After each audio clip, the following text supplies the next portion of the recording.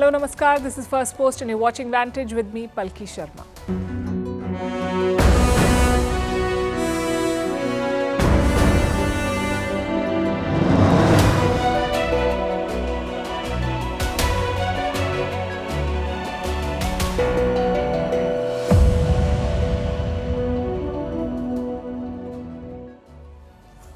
The big meeting has happened in Russia. Prime Minister Narendra Modi met Chinese President Xi Jinping. It was their first bilateral meeting in 5 years, and it comes days after the two sides announced a border deal.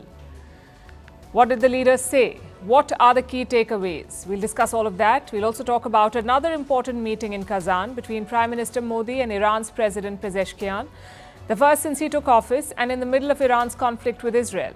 Plus a special report on what forced Xi Jinping to agree to a border truce now. Meanwhile, in Canada, Prime Minister Justin Trudeau has been exposed again, this time by the Canadian press. His team leaked classified intelligence against India to the Washington Post. And India is apparently working on a counter-strike. We'll tell you all about it. In West Asia, pressure piles on Netanyahu to sign a deal and get the Israeli hostages back home. In India, 170 flights received hoax bomb threats in the last 1 week. We'll tell you what the government is doing about it. In the US, why Kamala Harris is heading to red states like Texas and why Donald Trump is campaigning in blue states like New York. In Turkey, President Erdogan vows to go after the followers of Fatula Gulen, his exiled rival who is now dead. Can a diamond injection in the sky undo climate change? And how South Korea is fighting loneliness with a $300 million project. All this and more coming up. The headlines first. Gunmen launched a deadly attack in Turkey, targeting the headquarters of the state-run aerospace company in the capital, Ankara. Turkish officials call it a terrorist attack. Many people are feared to be dead. Several have also been injured. No group has claimed responsibility yet.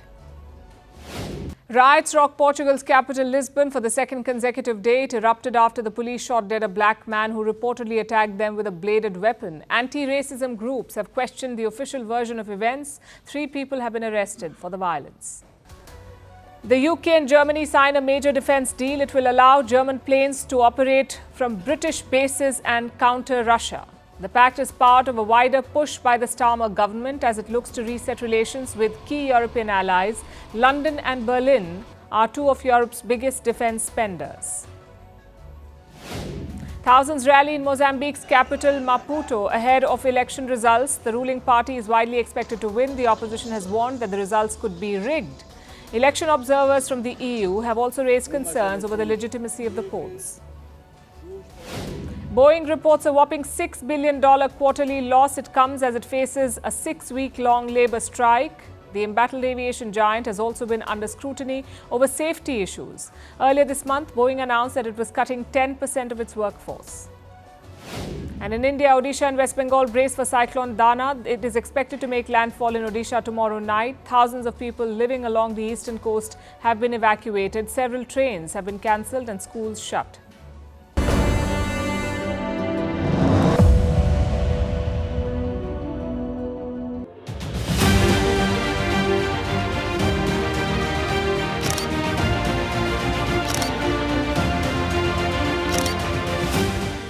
что вы и так все понимаете. हमारे इतने रिश्ते हैं कि मुझे ऐसा लगा कि आपको कोई अनुवाद नहीं चाहिए.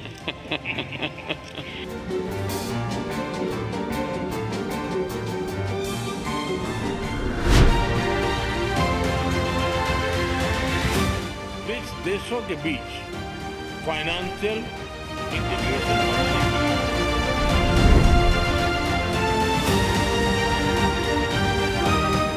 Mr. Prime Minister, सीमा पार पिछले 4 वर्षों में उत्पन्न हुए मुद्दों पर बनी सहमति का हम स्वागत करते हैं.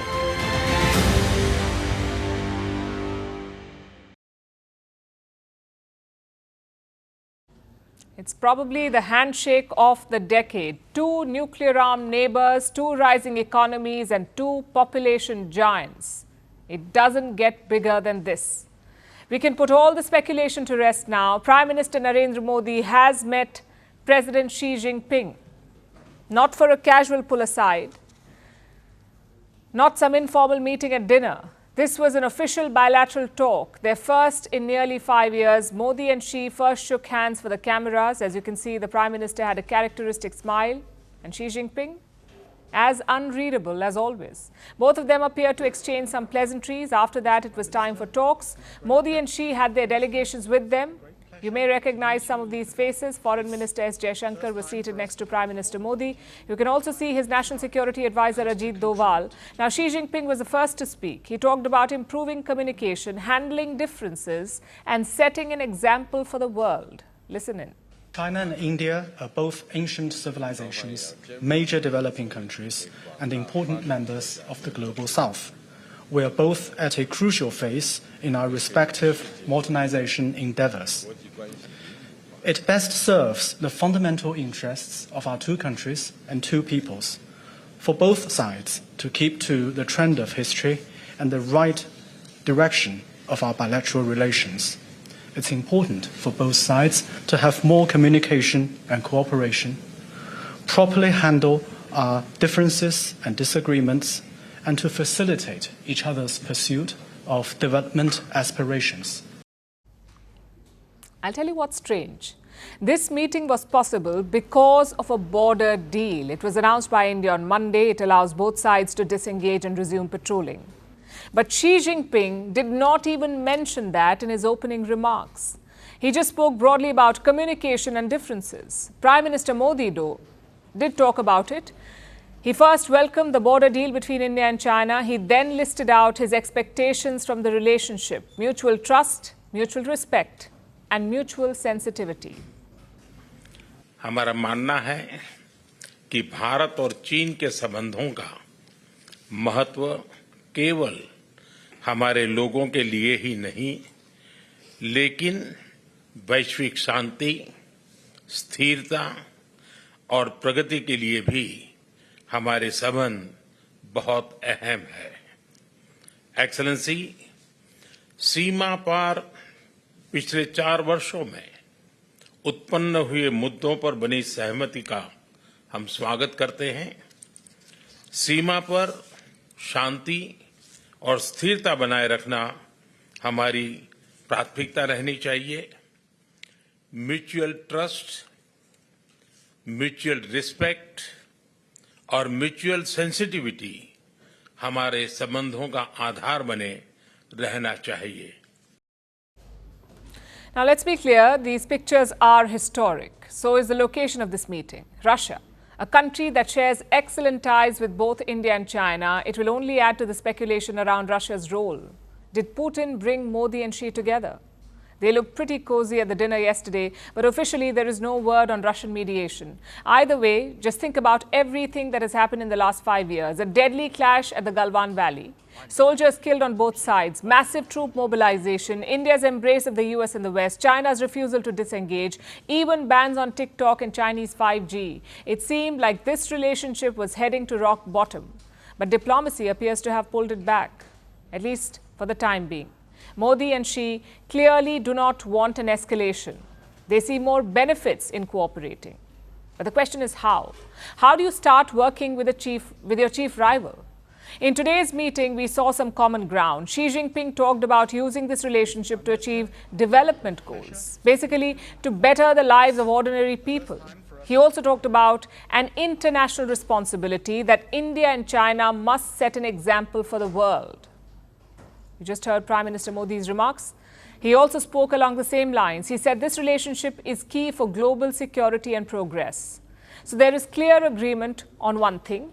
A stable India-China relationship is a global good. It's a good start, but it's not nearly enough.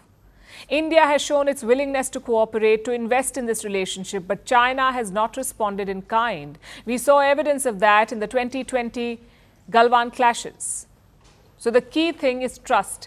Can India trust China to hold its end of the bargain?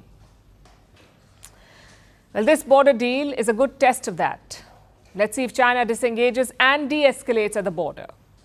Now, I know everyone is talking about the meeting, but that was not the purpose of Prime Minister Modi's visit to Russia. It was clearly the highlight of the day, a subplot that is more interesting than the movie itself.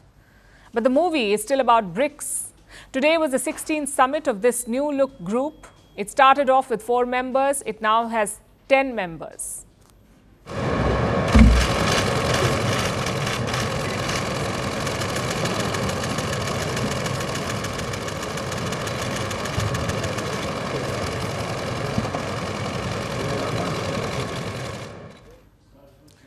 The OG gang is part of the acronym Brazil, Russia, India, China and South Africa. That's BRICS. The newbies are Iran, the UAE, Egypt, Ethiopia and Saudi Arabia. Many more have lined up to join. Today we had 2 sessions in the Russian city of Kazan. One was the open session, the other was behind closed doors.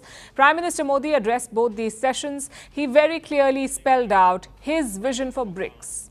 I know we've had some questions about what India wants from this bloc. Well, Prime Minister Modi answered those questions. First of all, is BRICS an anti-West bloc? Listen to what the Indian Prime Minister said, and I'm quoting, "We have to give the world the message that BRICS is not a divisive organization, but one that works in the interest of humanity. We must be careful to ensure that this organization does not acquire the image of one that is trying to replace global institutions, instead of being perceived as one that wishes to reform them." In other words, do not use the BRICS summit or the BRICS grouping to target the West or to demolish the world order. Use it to reform the world order. That's a very comprehensive clarification. Secondly, is India okay with expanding BRICS? Again, listen to what he said. India is ready to welcome new countries into BRICS as partner countries. In this regard, all decisions should be taken by consensus and the views of BRICS founding members should be respected. The guiding principles, standards, criteria and procedures adopted during the Johannesburg summit should be complied with by all members and partner countries. Again, let me translate that into simpler words. We welcome new members, but we have red lines. For example, India did not block the entry of Iran or Saudi Arabia. But reports say Pakistan is keen to join BRICS. And if that's the case, New Delhi may put its foot down. So all in all, the Prime Minister had a successful summit in Russia. He reaffirmed his commitment to BRICS, drew very clear red lines and highlighted the strengths of this bloc. Of course, years down the line, no one will remember any of this. What they will remember is the Modi-Xi handshake.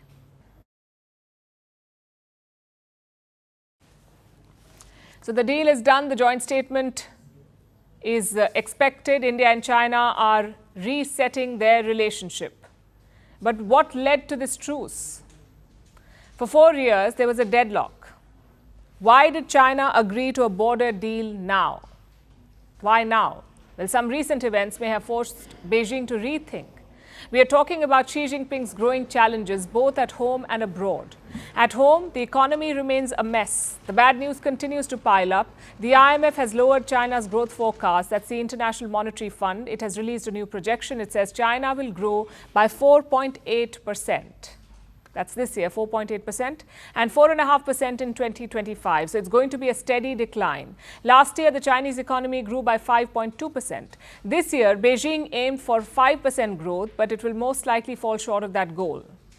This economic decline is creating instability and reportedly leading to protests in China. More and more people are taking to the streets. In August, China reported an 18% hike in such protests. Most of these were over the state of the economy, stuff like your stalled housing projects, sudden closure of companies, and delay in payment of wages. So the mood in China overall is grim, and this could spell trouble for the Communist Party. Even small signs of unrest make them anxious. They don't give political freedoms to the people of China, they deliver economic growth. That's where their power stems from. That's what gives legitimacy to the Communist Party of China. That's how they crush dissent with force. It's the deal that the party made with the people of China. You give up your freedoms and we'll give you economic prosperity. But now the party is not holding up its end of the bargain. Beijing has tried to course correct. It unveiled a series of aggressive stimulus measures. But as the numbers from the IMF show, the projections show, they have failed to move the needle. So at home, China's economic challenges are mounting. Outside, the situation is even worse. Xi Jinping faces a tough and uncertain landscape. China is losing friends left, right and center. It is locked in a trade war with Brussels, with the Europeans.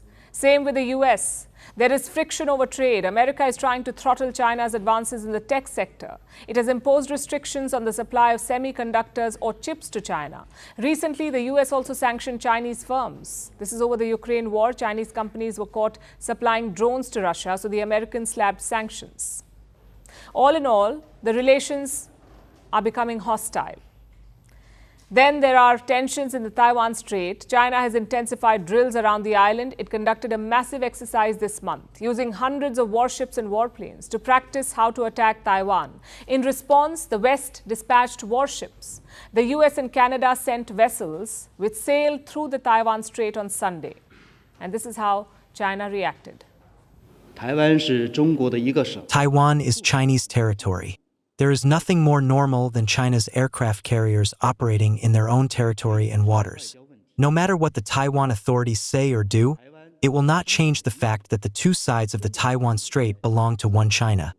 Nor will it change the general trend of Taiwan's eventual and inevitable reunification with China. Xi Jinping spoke about this too. Before traveling to Russia, he went to China's Fujian province, which was a rare visit, also extremely significant. Because look at where Fujian is located. It is the closest to Taiwan on the Chinese mainland, barely 300 kilometers away. China also has a military base there. It is widely believed that if China decides to invade Taiwan, the attack will be launched from Fujian. So why did Xi Jinping go there? To deliver a message to his troops, to tell them to prepare for war. And he's done this before. He's told them the same thing before. But this time, the Chinese president was more specific. He told the PLA, and I'm quoting, to strengthen their training, to develop what he called solid combat capabilities and strategic deterrence. These statements should not be taken lightly. Xi Jinping refuses to dial down on Taiwan, but to keep this front alive, he'll have to step back elsewhere. He'll have to curtail his global ambitions. So he's scaling down projects like the Belt and Road Initiative. He's focusing more on China's immediate priorities, like fixing the economy and their claims on Taiwan. And this may have led to the truce with India as well.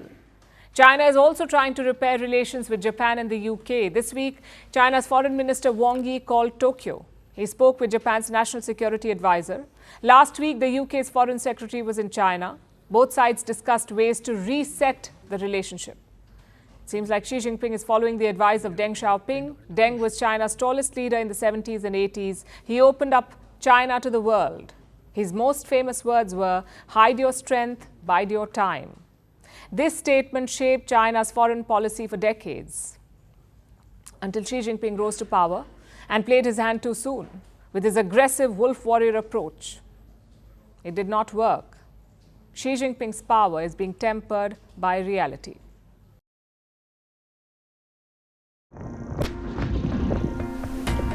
Нас сплачивают общие ценности.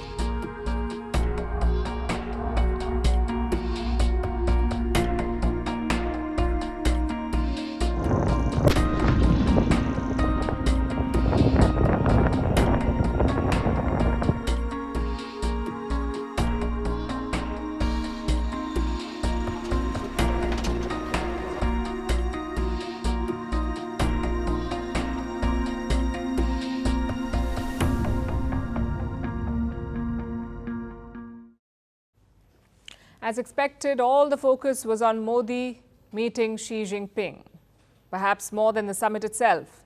But the Prime Minister had other engagements too. He met Iran's president yesterday, Masoud Pezeshkian. It was a key meeting for a number of reasons. One, it was their first meeting. Pezeshkian took charge in late July. He succeeded Ibrahim Raisi, who died in a helicopter crash. Now, Raisi was a hardliner, but Pezeshkian is a moderate. He is known as a compassionate reformer in Iran. So this meeting was a chance to get to know him better, to strike up some chemistry. Secondly, Iran is virtually at war. On October 1st, they fired ballistic missiles at Israel, nearly 200 of them. And now they're bracing for an Israeli attack. Their oil facilities, their military sites, their nuclear sites, all of them are on Israel's radar. Plus, Iran controls the Hezbollah in Lebanon, the same Hezbollah that is fighting a war with Israel. Now, this was the background of Tuesday's talks. Prime Minister Modi called for de-escalating tensions. Meanwhile, President Pezeshkian committed to peace and harmony. Listen to this. West Asia, Prime Minister expressed his deep concern over the escalating conflict. He emphasized the need for dialogue and diplomacy to de-escalate tensions. President Pezeshkian also emphasized on the need for peace and harmony in the region and the role that India could play in de-escalating the conflict given its good relations with all the parties involved. Now, the Indian statement is short and crisp, but the Iranian one offers a lot more details. Apparently, Pezeshkian talked about Israel's assassination of Ismail Haniyeh, the former Hamas chief. He was killed in Tehran during Pezeshkian's inauguration. He also blamed Israel quite a bit, accusing them of massacres and warmongering. And it's not clear how Prime Minister Modi responded to all of that. While the war dominated the discussion, other issues were also raised, mainly Chabahar and Afghanistan. Chabahar is a port in southern Iran. India is building and operating a terminal there. The project was stalled for a long time, but this year both sides struck a deal. India committed to running the terminal for 10 years. It is also investing $120 million in Chabahar. Prime Minister Modi called this port the biggest pillar of the relationship. It tells you how significant it is. India wants to use Chabahar to access Central Asia, that too by bypassing Pakistan. So if the port is up and running, it's great news for India and Iran, sort of like a glue for the relationship. And beyond that, well, trade is still low because of sanctions. The India-Iran trade is just $2.3 billion, negligible for such big nations. Plus, India has been moving closer to Israel. Prime Minister Modi condemned the Hamas attack as terrorism. He defended Israel's right to hit back. He even spoke to Prime Minister Netanyahu multiple times on the phone. Could that hurt India's relationship with Iran? Well, we haven't seen indications of that. In fact, both sides have displayed a lot of maturity, a lot of understanding for each other's priorities. Iran knows that India cannot abandon Israel, which is why Tehran is not pushing New Delhi on this issue. Similarly, think back to last month. Iran's supreme leader waded into the Kashmir issue. He said Muslims in Kashmir are suffering. Yet Prime Minister Modi sent his greetings to Ayatollah Khamenei. Like I said, maturity. The fact is, India and Iran will be seeing a lot more of each other. Last year, Tehran joined the SCO, the Shanghai Cooperation Organization. This year, they've joined BRICS. So India and Iran are part of two major multilateral platforms. They have every reason to get along. Also, it fits nicely into India's policy of building bridges, of steering clear of regional rivalries, whether it's Arab-Israel or Arab-Iran or Israel-Iran. India also has financial interests on both sides. You have the Chabahar port in Iran. You have the Europe-India trade corridor in Israel. Netanyahu talked about it at the United Nations General Assembly. He called it the blessing, which is why India has repeatedly called for de-escalation. Picking sides is not an option here. You must balance between the two.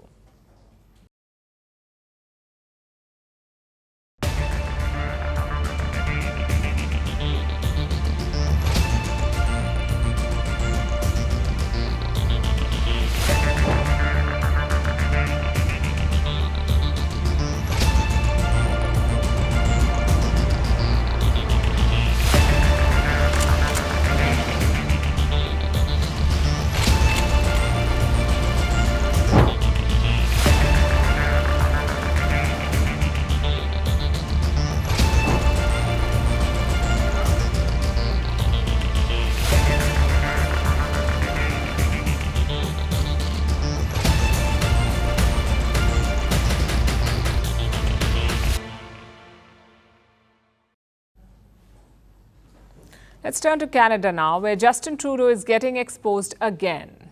Not by India though, this time by the Canadian media. Let me show you a new report by the Globe and Mail. It says Canadian officials leaked intelligence on India to US media, specifically the Washington Post. We're talking about secret documents here, documents that were embargoed by security agencies. Yet Canada leaked those documents to the Washington Post. 2 officials were involved in this leak. Both of them have been outed. The first is Nathalie Drouin. She is National Security Advisor to Justin Trudeau. The second is David Morrison. He is the Deputy Foreign Minister of Canada. We are talking about 2 very senior officials here, people very close to the Prime Minister. If they have leaked something, it means Trudeau signed off, or at least he was aware of it. Earlier this month, these officials spoke to Washington Post. They revealed information on the Khalistan case. Of course, the Washington Post ran with it. They published their piece on October 14th. It linked India to the murder of a Sikh man in Winnipeg. It also singled out Home Minister Amit Shah, the Home Minister of India. The report talked about him.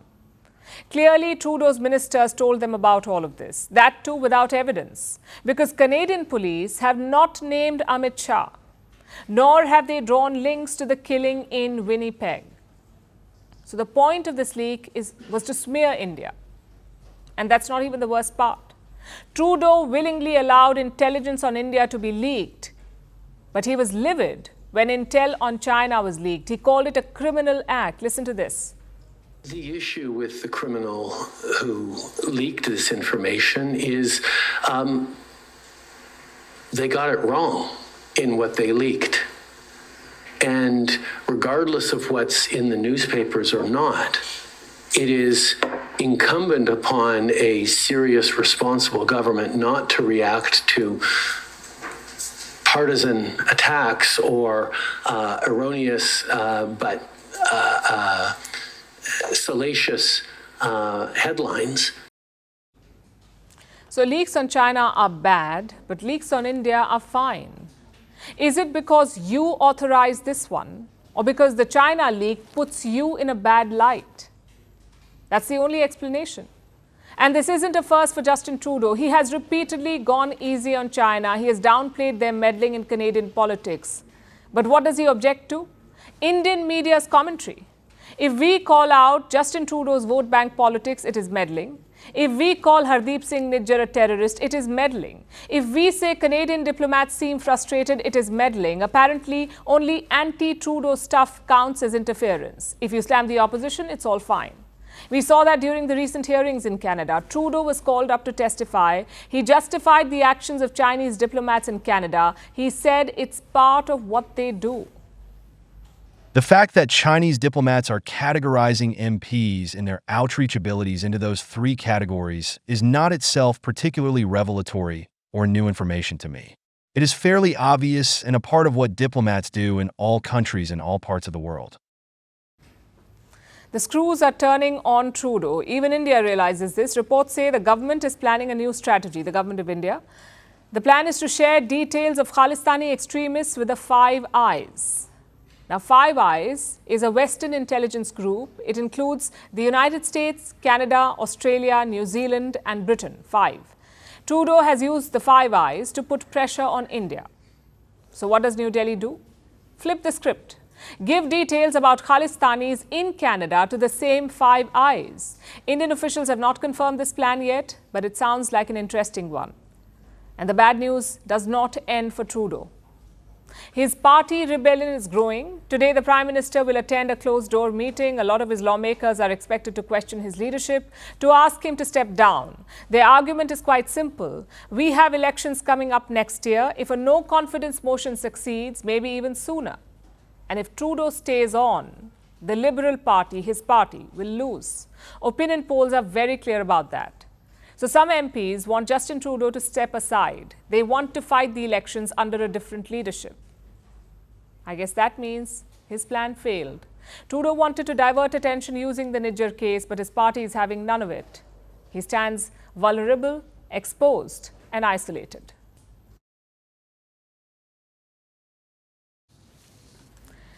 Now let's turn to the war in West Asia. Hamas chief Yahya Sinwar is dead. Hezbollah leader Hassan Nasrallah is dead. Israel has also confirmed the death of Nasrallah's potential successor, Hashim Safieddin. So all the big names are gone. Does that mean Israel has come out on top? The US certainly thinks so. They even sent Secretary of State Antony Blinken to convey the message. Since October 7th a year ago, Israel has achieved most of its strategic objectives when it comes to Gaza. Now is the time to turn those successes into an enduring strategic success. And there are really two things left to do. Get the hostages home and bring the war to an end with an understanding of what will follow. Blinken went to West Asia again, his 11th trip since the war began. Like always, he tried to push for a ceasefire. He was always ignored in the past, but this time he had an ace up his sleeve.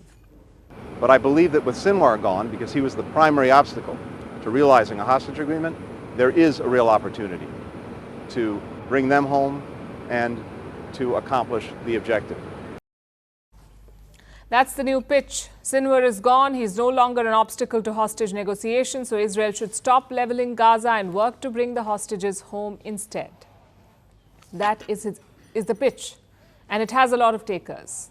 We keep on hearing for a long time now that Sinar was the main obstacle to reach a deal, and now that Sinar is gone, we are hoping that the pressure from the United States is going to be immense on the parties, whether it's Qatar, Egypt, Israel, and of course Hamas, to finalize the deal and bring them home. Now that Sinar is out of the way, now is the time to put pressure on the Hamas leadership in Qatar to lead a negotiation that will bring an end to this madness and bring a hostage deal and seal the deal. Hamas still holds about 100 Israeli hostages in Gaza. Israeli officials say about 60 of them are still alive. Hamas also holds the bodies of about 35 hostages. They have not been returned yet. The former Hamas chief, Yasser, was always blamed for stalling hostage negotiations. Now that he's gone, the families of the hostages want a deal immediately. And they have turned to the US. The families held a protest yesterday outside the hotel where Antony Blinken met with Israeli officials. They demanded that the US put pressure on Prime Minister Benjamin Netanyahu. The families are not happy with Netanyahu's tactics, and you can see that from the banners and posters they're holding. They want the war to end and the hostages to return, and they aren't the only ones. A new poll shows that 77% of Israelis want to prioritize a hostage deal. With Sinar dead, they think eradicating Hamas takes a backseat. In fact, more than half of the people surveyed said that it was time to end the war. Even Israeli soldiers are showing their frustration. Almost 140 of them, 140 soldiers, have signed a letter. They say they won't fight anymore, not until Israel signs a hostage deal. So there is growing pressure on the Israeli government and Prime Minister Benjamin Netanyahu in particular. And this time he does not have a clear enemy. There is no Sinar or Ismail Haniyeh or Hassan Nasrallah. There is no enemy leader to point to anymore. So it may be harder for him to convince Israelis to keep fighting in Gaza and Lebanon. But does this mean that Netanyahu will focus on a hostage deal now? Well, reports say that talks are on. 2 parallel deals are being worked on. There's a small-scale deal which involves the release of 5 hostages. This will be in exchange for a 2-week ceasefire in Gaza. There's also a broader deal to free all the hostages. But that will take time. It will require Hamas to choose a new leader and then opening a new round of negotiations. That is how things stand at the moment. Israel is trying to work out a deal, but it may not happen fast enough. Until all the hostages are accounted for, the pressure on Netanyahu will continue to grow.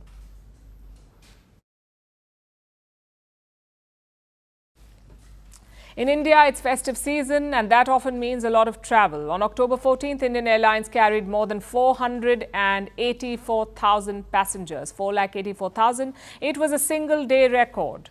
So carriers are dealing with record footfall, while they also deal with a bigger problem: hoax bomb threats.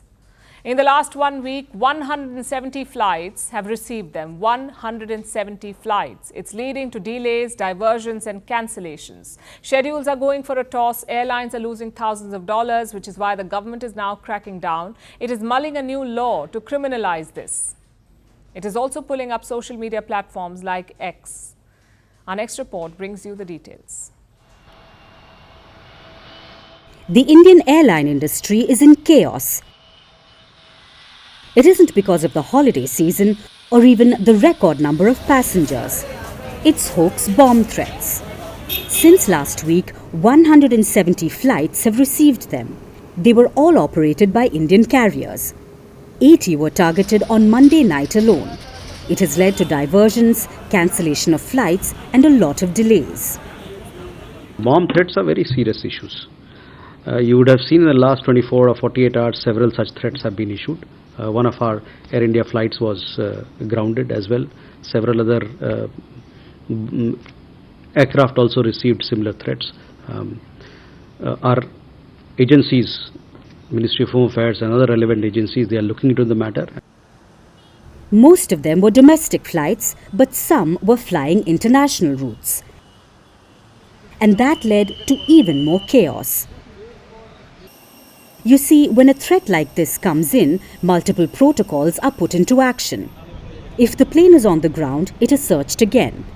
But the problem is bigger when the plane is up in the air.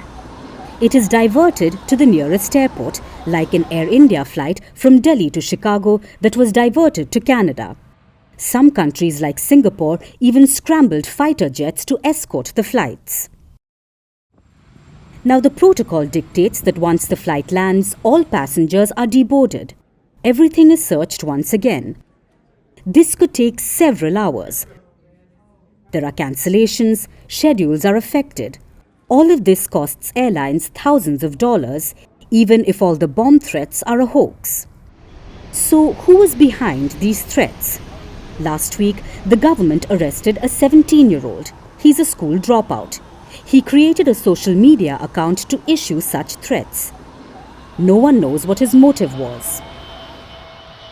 No, we can't comment anything like a conspiracy, but whatever little bit we have known, it's coming from minors or some pranksters. Genuinely, for some very little petty things, they are trying to do these kind of threats on the social media or through phone calls. So they are all very minor and isolated incidents. There is no kind of conspiracy that we can comment on. Usually, there are a lot of reasons behind hoax bomb threats. It could be malicious intent, trying to pull off a prank, or even trying to derail an industry. Usually they come from lone wolves, but there's a pattern to all of this. Once a hoax threat starts, many more appear in a short span of time. It's to take advantage of the situation. The Indian government is now cracking the whip and going after social media. It pulled up the social media platform X. Most of the threats were posted on the platform. Yet, X hasn't shared the details of the accounts behind it. India says this amounts to abetting a crime. The government is also introducing new punishments. Making such threats will become a cognizable offence. India wants to amend the 1982 Civil Aviation Act so that they can be arrested and investigated without a court order. It also plans to put the offenders on a no-fly list. India is one of the fastest growing aviation markets right now. It witnessed record footfall in October. But threats like these cause major turbulence to its sky-high ambitions.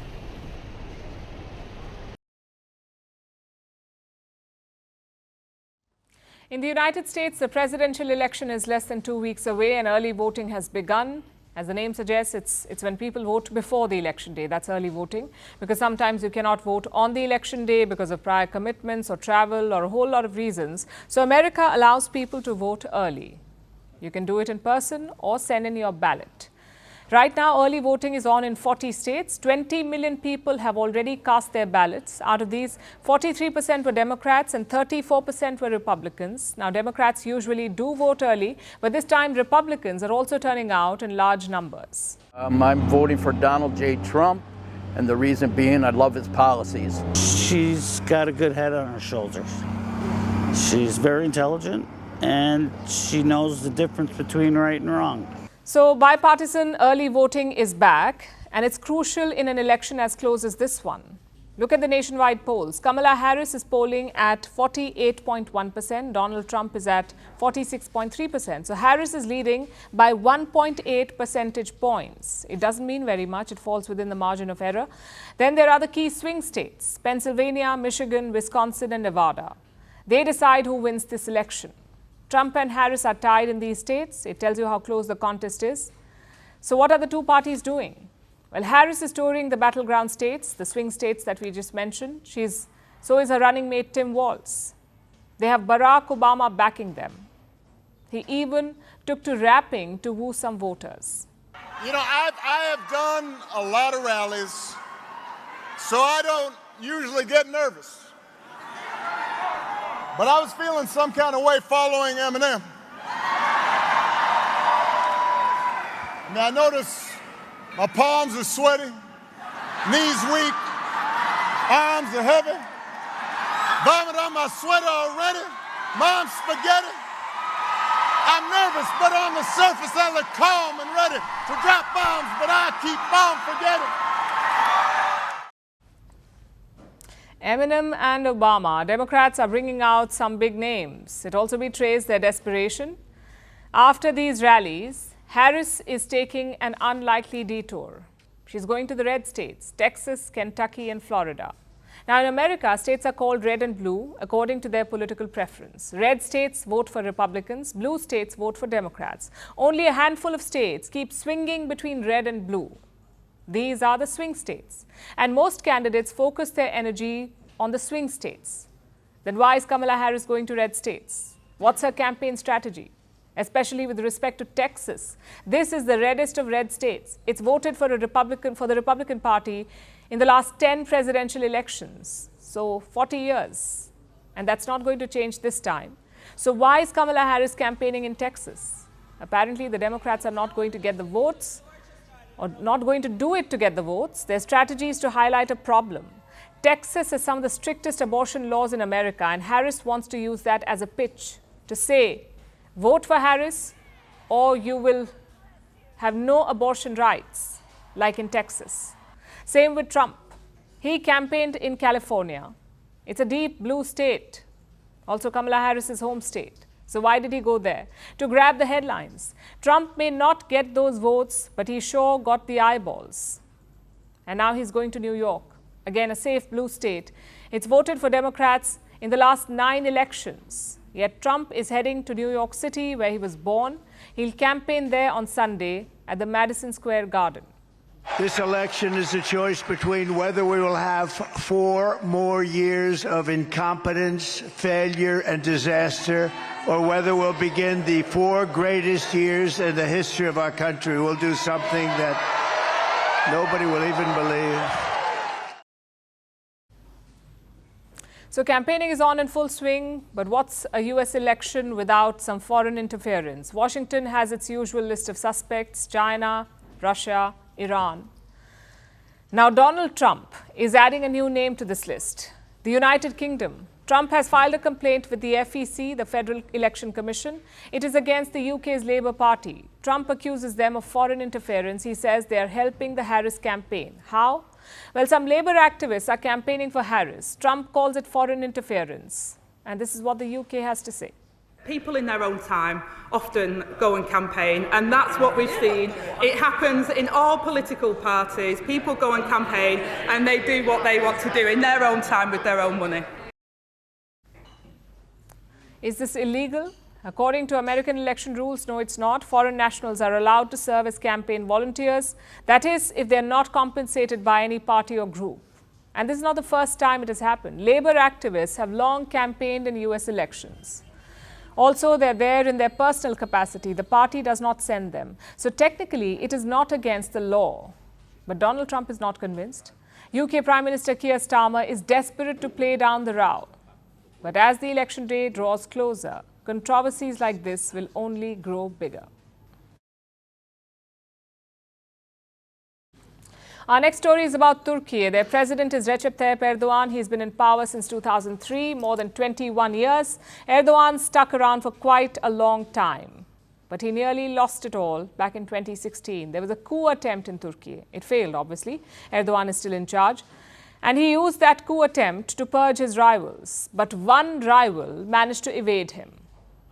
The person Erdogan accused of masterminding the coup. He was a cleric named Fethullah Gulen. I say was because Gulen has passed away. He died on Sunday. He was 83 years old. Now, you might think that Erdogan would be happy about this. An old rival accused of plotting his ouster is no more. But the Turkish president is far from joyous. Instead, he has promised to hunt down Gulen's followers to the farthest corners of the world. Here's our report. Those who turn the children of the nation into mindless slaves under the guise of service and charity have ended up with a dishonorable death, akin to other demons in human form throughout history. Despite all our efforts, these traitors unfortunately managed to escape Turkish justice thanks to the ones who protect them. They left this world without being held accountable for the crimes they committed, the young minds they corrupted, and the martyrs' blood they shed, but they will not be able to escape divine justice.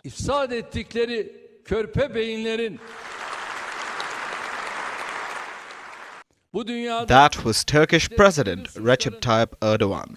He gave that speech after the death of his nemesis, a Turkish cleric called Fatula Gulen. Gulen was the founder of an international movement. It tried to bring together Sufi traditions in Islam and science, education, and interfaith dialogue. Gulen died on Sunday. He passed away at the age of 83 due to natural causes. Erdogan is livid.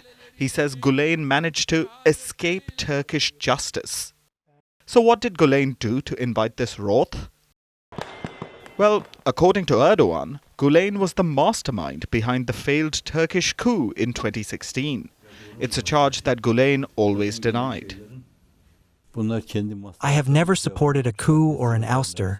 I think any change should happen as a result of an election, if that is required. It is important that democracy is not harmed. 5 days after the failed coup, Erdogan branded Gulen's organization a terrorist group. They called it the Fethullah Gulen Terrorist Organization, or FETO. And the Turkish government began a purge. At least 77,000 people were arrested. 150,000 government workers, like teachers, judges, and even soldiers, they were suspended from their jobs. It was a crackdown on anyone linked to Gulen's movement. Erdogan used the opportunity to go after other opponents as well, but that was a bonus for him. The main target remained Gulen and his followers. Erdogan insisted that they were the masterminds of the failed coup, but he had been at loggerheads with Gulen even before the coup attempt. In fact, it was a tale of friends turned bitter foes. Gulen had helped Erdogan get elected the first time in 2003. Gulen's massive organization, all of his charities and media networks had supported Erdogan's first prime ministerial bid. But the pair had a falling out. In 2013, Erdogan discovered that some investigations were underway. Corruption probes linked to ministers and officials close to him. The prosecutors and police officers leading these investigations were reportedly affiliated with Gulen. That is when Gulen became Erdogan's enemy.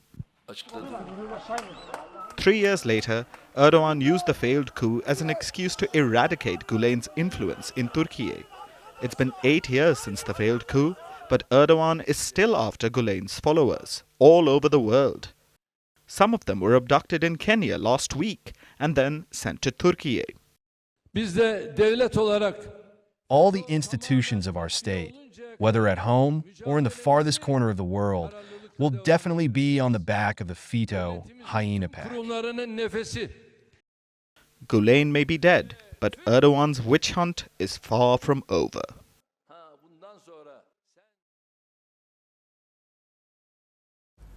Our next story is about an idea that belongs in a science fiction blockbuster, but it could also solve our climate change woes.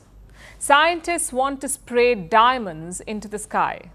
Not actual diamonds, of course, diamond dust. 5 million tons of it. They want to inject it into the atmosphere, hoping that it blocks the sunlight and cools our planet. But will it work? More importantly, how much will it cost? And what are some of the other strange solutions to global warming? Here's a report. 1.5. It's a small number in itself, But add the term degrees Celsius to it and you get a dangerous threshold. A temperature increase of 1.5 degrees Celsius. After which, our planet will witness the brutally dangerous impacts of global warming. Longer heat waves, worse wildfires, more intense storms. You name it and we're likely to see it. If we breach the 1.5 Celsius degrees limit, it would be calamitous for the world. And scientists say that day is not too far. There is a high chance that the world will cross this limit before 2027, so the clock is ticking. Governments are under pressure to find solutions. And one solution could be an unlikely source: diamonds. Scientists want to spray diamonds into the sky. Not actual diamonds, of course. They want to inject the atmosphere with diamond dust. How much? 5 million tons of it, hoping that this reduces global warming. So, how does it work? Think of volcano dust. When a volcano erupts, it doesn't just spew lava, it releases smoke and dust particles, huge amounts of them. These particles cover the atmosphere and reflect sunlight back into space, cooling the area. So much so that they can cause what's called a volcanic winter. We last saw this in 1991 when Mount Pinatubo erupted in the Philippines. It cooled the Earth by 0.5 degrees for many years. Scientists want to replicate this phenomenon. They want to spray diamond dust in the atmosphere so it reflects sunlight and cools the planet. If this happens annually, if 5 million tons of diamond dust is injected each year, it can cool the Earth by 1.6 degrees Celsius, undoing a lot of damage of the past. So, can we expect a sky full of diamonds anytime soon? It's a tough possibility. First, this has never been done before. It's not an easy task to manage. And secondly, it costs a lot of money, at least $200 trillion. After all, diamonds are involved. Let's put that into perspective. $200 trillion is roughly 800 times more than the net worth of Elon Musk, the richest person in the world. So it's a costly plan. But if it doesn't work out, scientists have other ideas as well. At this point, us Earthlings are a lot like teenagers preparing for exams. We know the syllabus, we know we haven't studied, and we can forecast the repercussions. But instead of doing the hard work, we need a cheat code, or in this case, a climate fix. Like dumping iron in the oceans, spraying aerosols into the atmosphere, or launching mirrors into space. There are a number of bizarre ideas on the list. But who knows? Maybe sending diamonds into the atmosphere could be our solution in the rough.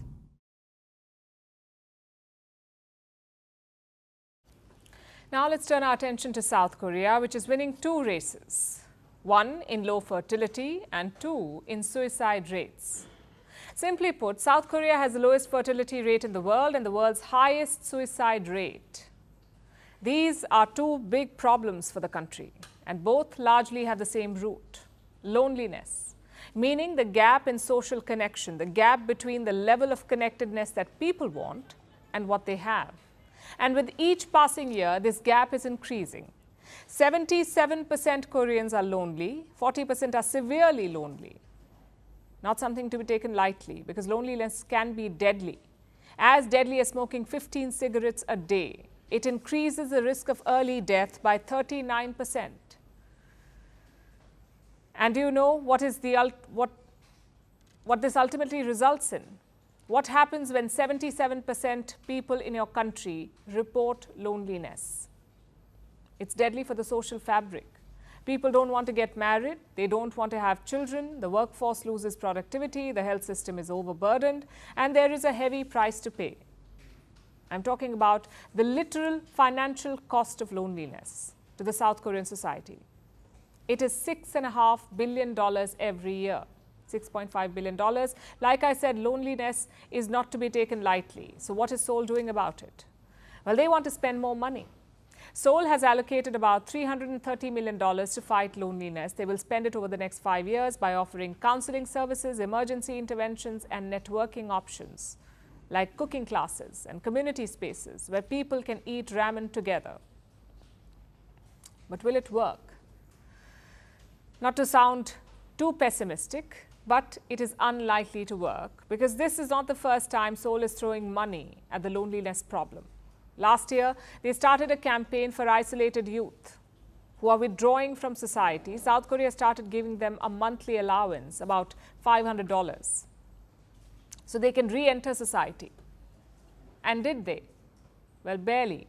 Money did not make the problem go away because in South Korea, loneliness is not a personal issue. It is not just a financial issue either. It's not about having someone to eat ramen with.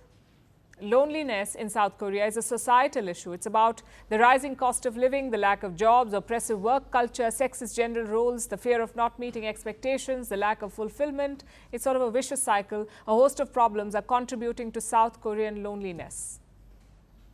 And $500 will not fix it. The same applies to other countries, by the way, because this is not just a South Korean or a Korean problem. 30% Americans are lonely, so are 41% Italians and 43% Indians. In fact, 1/3 of the world is lonely. It's a global epidemic, and nations are battling it in their own ways. Countries like Canada, Ireland, and Australia have volunteer programs where people can chat with the lonely. Some countries have medical interventions, like the Netherlands. Here, doctors assess a patient's loneliness level. Others have awareness campaigns, like Sweden's Say Hello campaign. It nudges people to talk to strangers. As shady as it sounds, the aim is to create a friendlier society. The UK has what they call chatty benches, again, where strangers can talk to each other. Meanwhile, Japan has adopted strict measures. 39% Japanese people are lonely. Within the first half of this year, loneliness killed, and listen to this, loneliness killed nearly 40,000 people. So on the 1st of April, Tokyo enacted a law which obligates local governments to fight loneliness. Plus, they have a loneliness minister. Now, all of these measures are quite important. They're a step in the right direction, but their success rate is low because what's happening in South Korea is happening everywhere else too. These interventions cannot combat social isolation because they operate in a void. Countries need to build a strong social safety net, a complex mesh of social development and public policies because loneliness is not permanent. With the right support, we can all learn to connect again.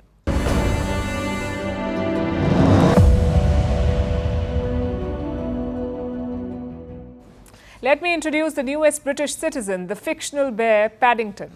This character was created way back in 1958. It is supposed to be a refugee bear. He arrived as a stowaway from Peru to London, but in a new movie, he's heading back home. He's going to Peru to see his aunt.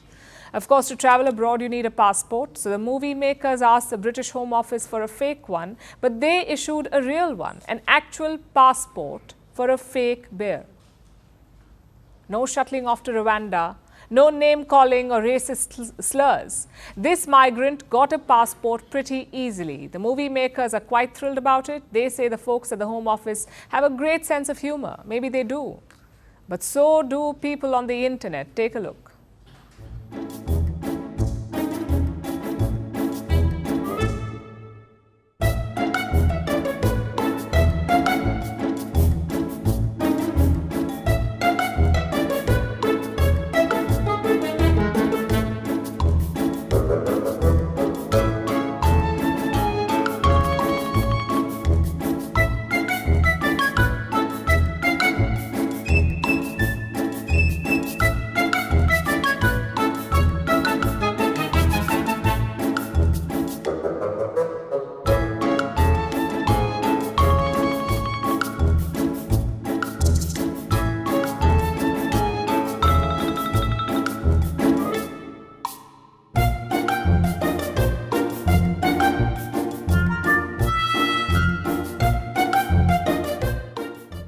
Now it's time for Vantage Shots, images that tell the story. Bangladeshi protesters try to storm the presidential palace, demanding the president's resignation. A cello-playing robot performs alongside an orchestra for the first time in history, and animals enjoy early Halloween treats in a London zoo. Finally, we're taking you back in history. On this day in 2001, Apple introduced the iPod, a portable media player that could store more than 1,000 songs. At that time, it was a revolutionary product. It transformed Apple from a niche computer company into a leader in consumer electronics. Apple discontinued in 2022. We're leaving you on that note. Thank you for watching. We'll see you tomorrow.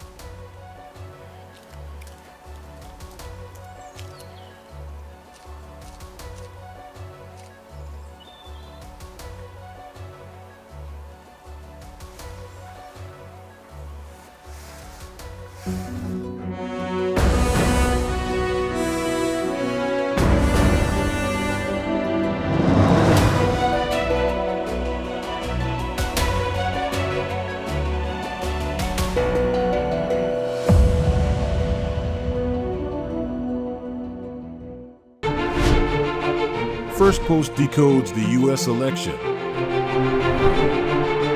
explains how America chooses its president. Your primer on the race to the White House. Everything you need to know about how America votes and its global implications. U.S. Election Explained. Every Monday and Thursday only on Firstpost.